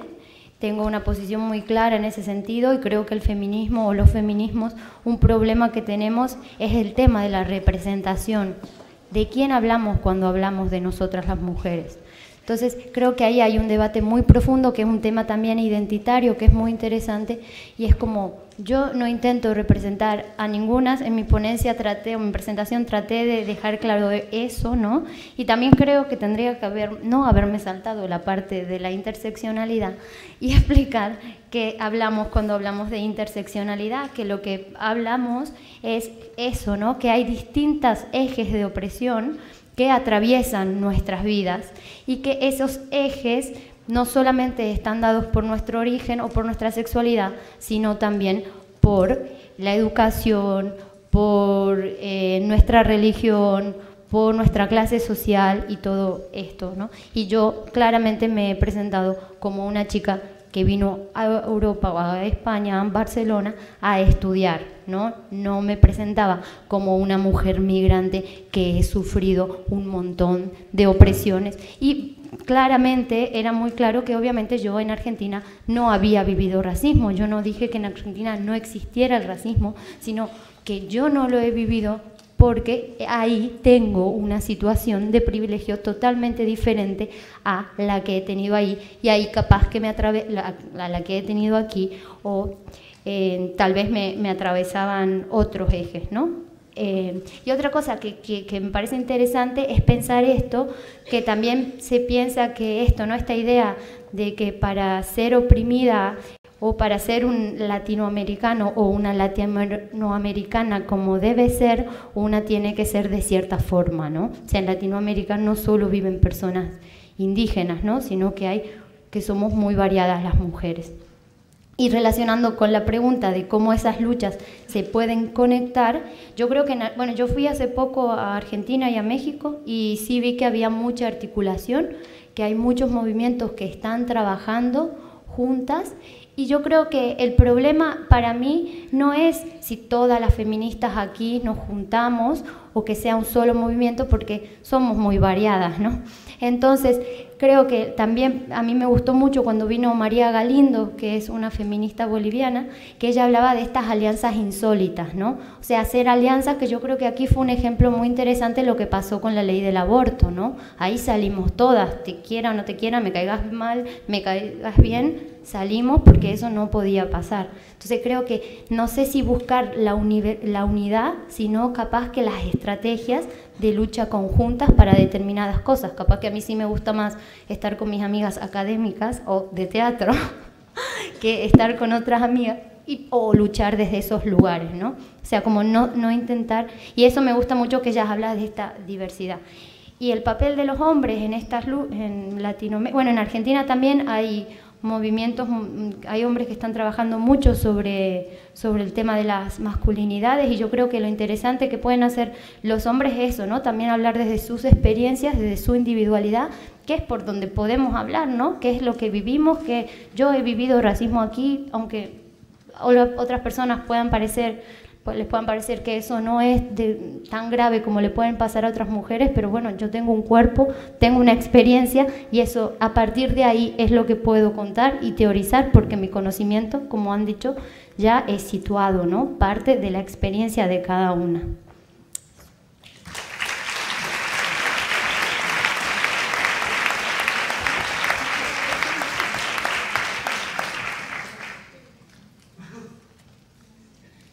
Bueno, en relación a Perú y en la pregunta que hiciste sobre la igualdad, en realidad hay pocos movimientos de hombres que estén trabajando en pro de la igualdad.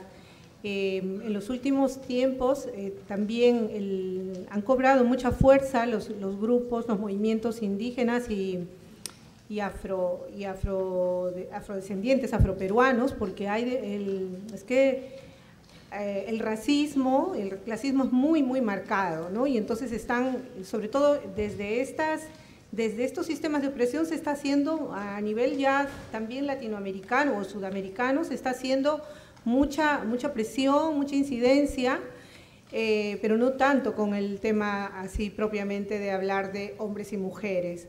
Hay movimientos que están cuestionando todas las situaciones desde las propias mujeres. Yo tuve oportunidad hace casi 2 años de estar en Perú y en Colombia, estuve por trabajo, estuvimos en 4 países analizando trabajos que estaban haciendo en redes de construcción de ciudadanías desde abajo, de mujeres diversas, y también allí se podía ver cómo mujeres, en este caso de Brasil, organizaciones de Brasil, eran afro-brasileñas, con mujeres colombianas, mujeres peruanas y mujeres ecuatorianas, desde sus diversidades, estaban articulando alianzas, articulando resistencias y también trabajando desde sus propios saberes.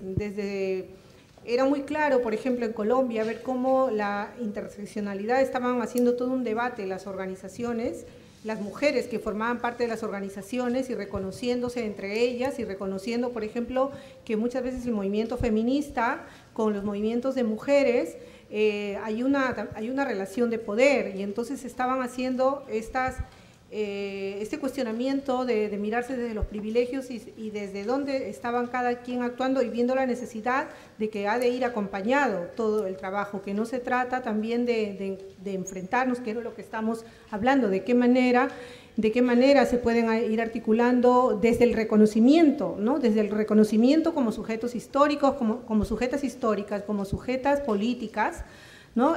Articular estas luchas, mirarnos de igual a igual, y que cada quien tiene su forma de hacer, su forma de ser y de resistir. Y en relación al tema de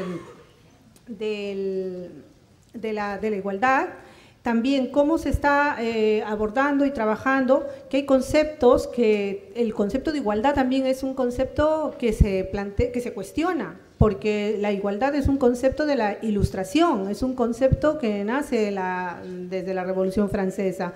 Entonces, desde la descolonización también hay muchos conceptos que se utilizan, como la democracia, como otros conceptos, y que se trasladan a los estados latinoamericanos y se utilizan sin contextualizar realmente en qué tipo de sociedades vivimos.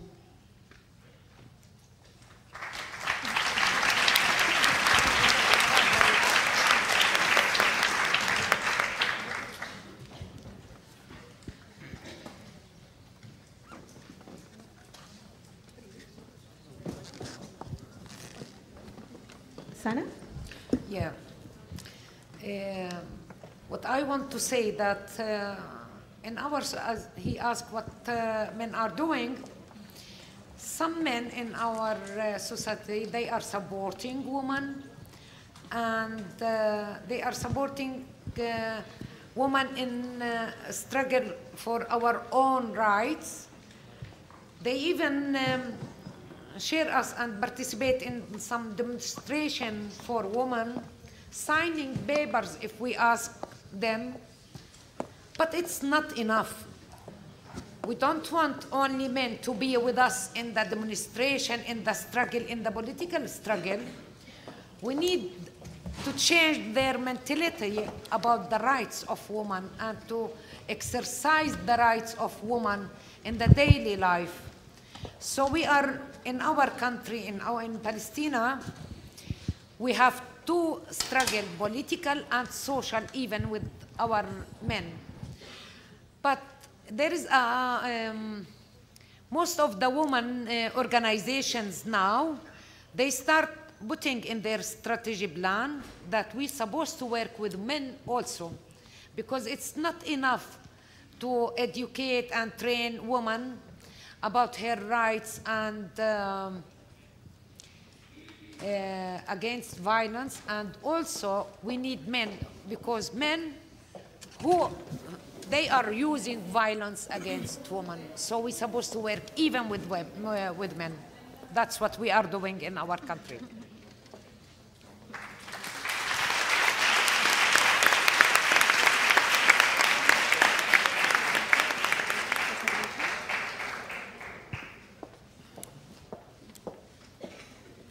Nos quedan 5 minutos para acabar la mesa. No sé si hay algún comentario o pregunta.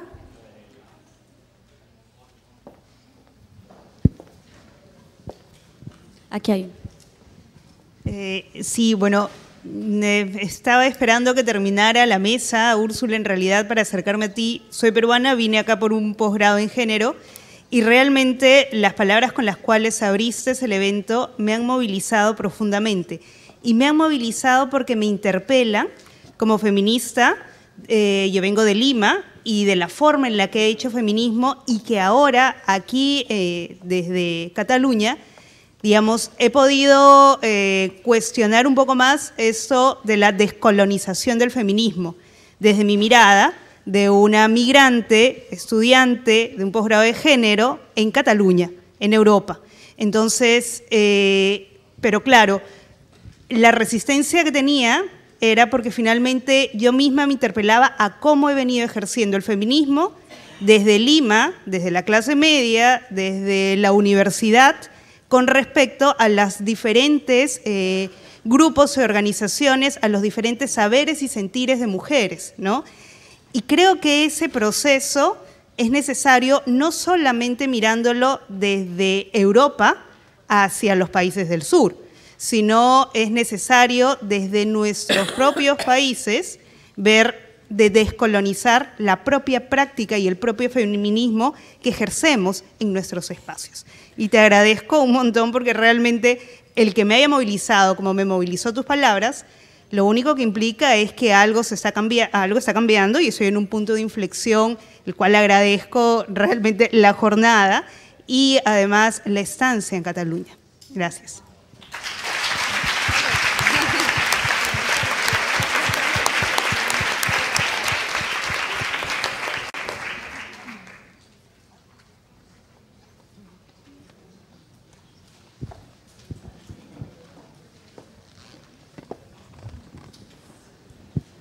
Hola, buenas tardes.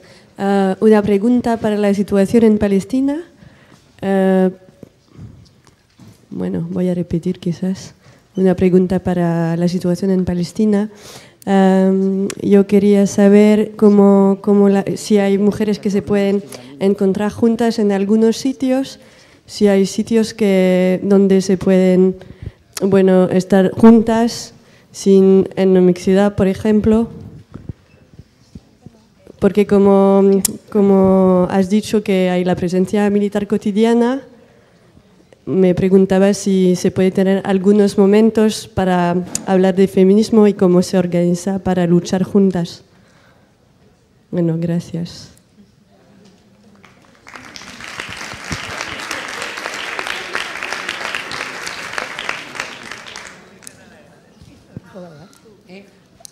Hola, yo me llamo Nelia, soy peruana. Lo que pasa que yo... Perdona, si puede volver a repetir la pregunta porque no Vale. he entendido bien. Ok. La pregunta...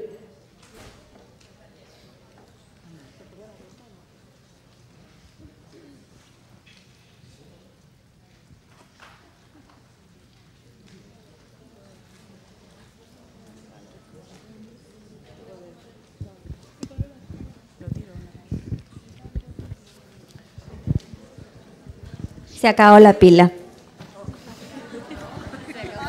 Vale, vamos ahora.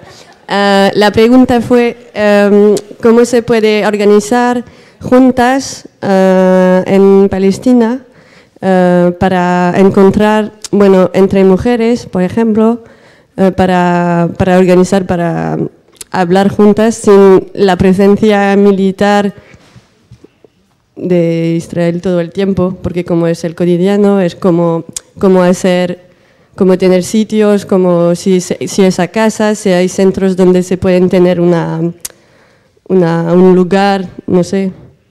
Vale, muchas gracias a ti.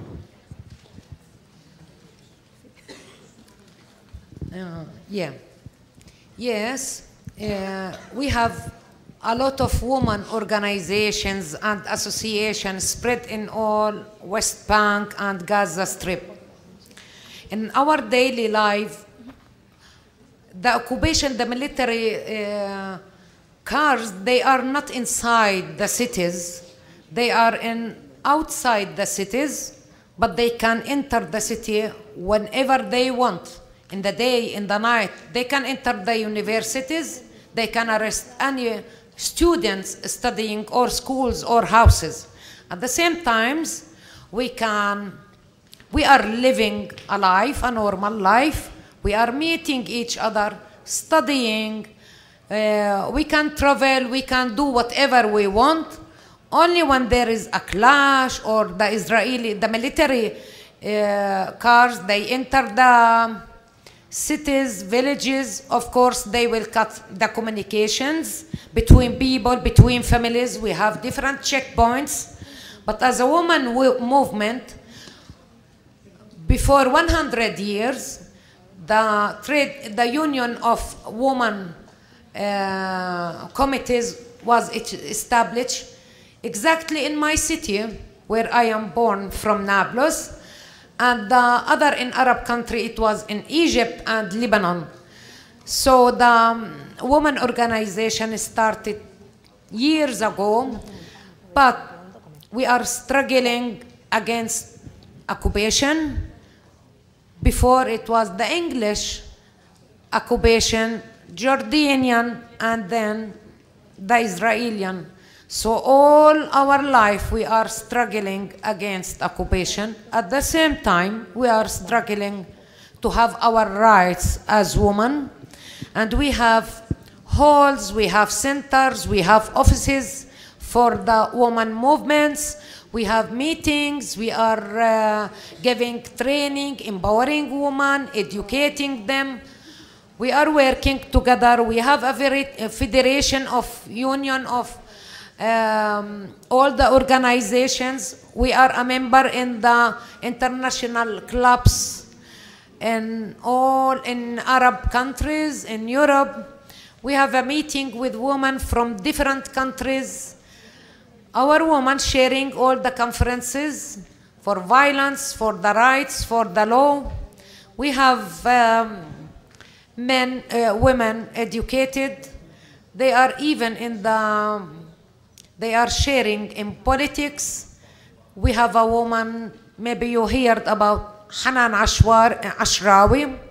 She's a president, and she was the who talks from in BLO.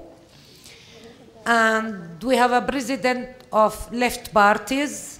We have doctors, lawyers, and engineering. We have schools spread in all Palestine. We have about 6 universities.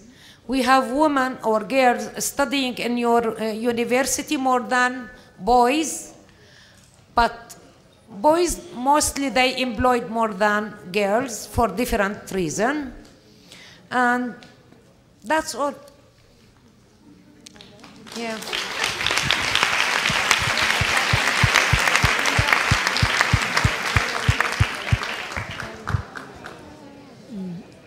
Hola, yo me llamo Nelia. Soy peruana, lo que pasa que llevo aquí muchísimos años, desde los 3 años vine aquí. Y bueno, yo quería decir más que una pregunta, quería comentar que desde muy pequeños, todo esto siempre se basa, hemos empezado a hacer la genética, siempre ha sido entre hombres y mujeres, claro, hemos sido siempre diferentes.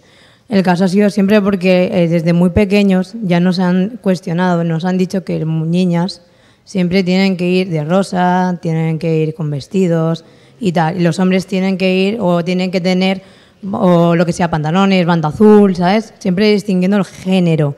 Entonces, ¿qué ocurre? Que aquí los dividen. ¿Qué pasa? Que desde pequeños ya tienen unas etapas, unas estadísticas, ya saben cómo van a crecer.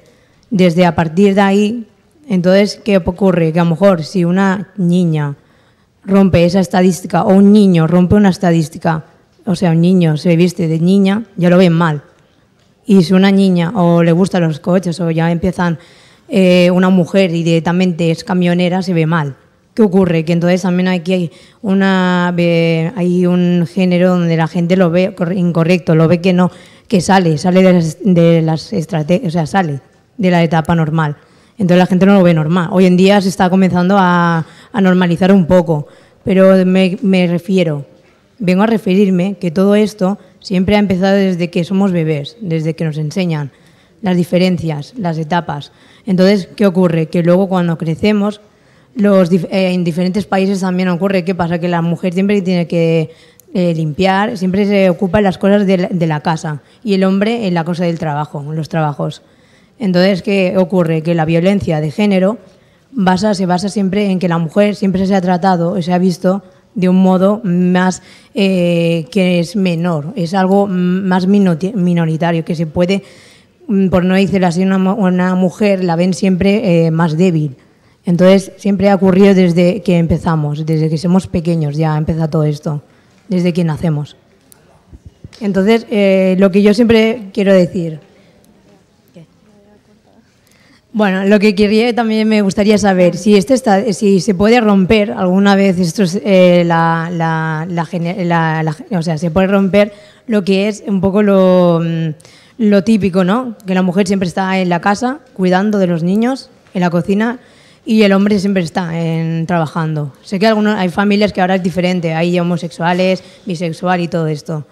Pero hoy en día, minoritariamente, la mujer siempre está haciendo esto. También me gustaría saber por qué no podemos romper estas estadísticas del todo.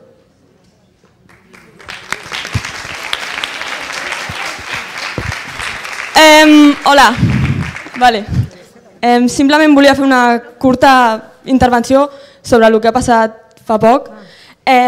Simplement volia dir, no sobre aquesta taula, no em vull ficar amb la taula, però sí que tenint en compte que estem parlant de feminisme i descolonització, i s'ha fet una intervenció sobre el tema del racisme i la descolonització, una queixa sobre aquest aspecte, ja no a la taula, sinó en general, simplement plantejar-se, si una persona de color es queixa d'això, caldria pensar per què s'està queixant d'això.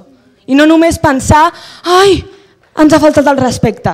I amb això no vull negar la teva opressió, saps? Simplement ell ha fet una intervenció des del seu punt de vista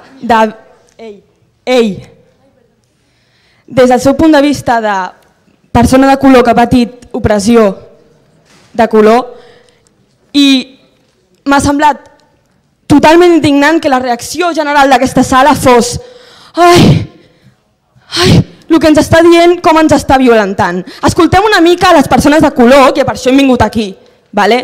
I ja està, simplement això.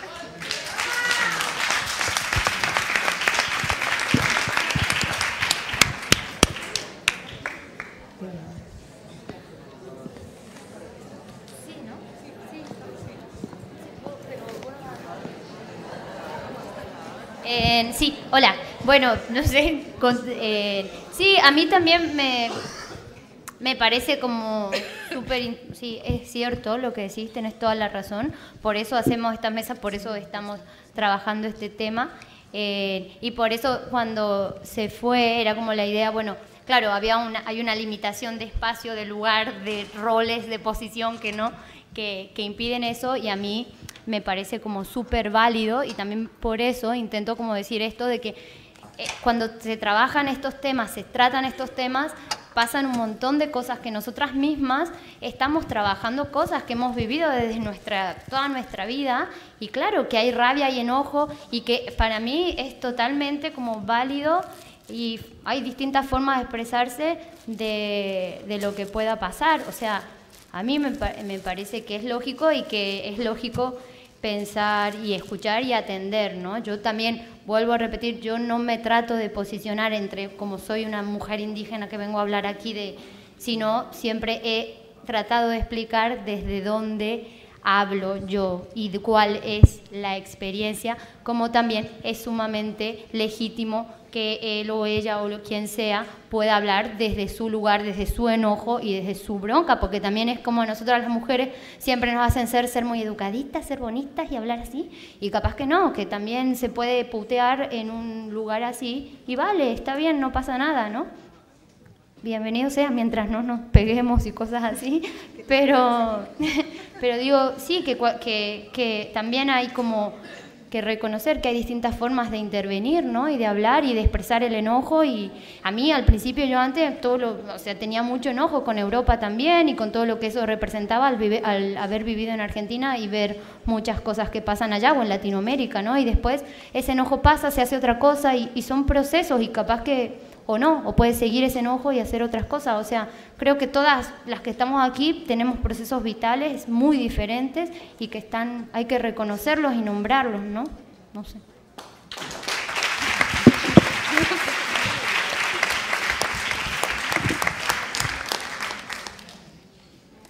Bueno, agradecemos a todas y a todos su participación, y les decimos que la siguiente mesa también se realizará en esta sala. Gracias.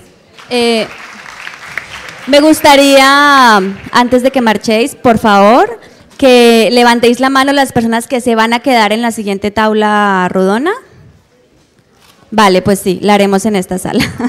Y hacer una invitación a todas las personas que estén interesadas en este tema, decirles que hemos hecho esta tabla redonda con toda la intención de poner este tema sobre la tabla, que lo seguiremos tratando, y si alguna persona está interesada en que venga y lo hagamos juntas, la plataforma es una entidad abierta y plural, y todas las propuestas son bienvenidas.